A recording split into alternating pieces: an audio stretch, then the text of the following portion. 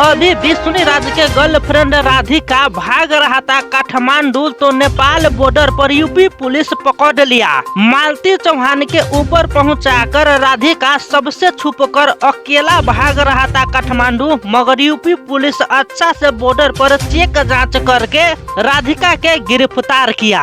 विष्णु राज के घर बर्बाद करके मालती चौहान के ऊपर पहुंचाकर तब भाग रहा था राधिका नेपाल। देखा यहाँ के माहौल खराब हो चुका है, राधिका के ऊपर भी कानूनी कार्रवाई लग सकता है, इसलिए छुप कर मुंह छुपा कर तब भाग रहा था काठमांडू, क्योंकि नेपाल जाने के लिए कोई वीजा या पासपोर्ट का जरूरी नहीं पड़ता है। नेपाल में राधिका के ऊपर कोई कानूनी कार्रवाई भी नहीं हो सकता है, इसलिए भाग रहा था, मगर यूपी पुलिस अच्छा से चेक जांच करके राधिका के पकड़ लिया।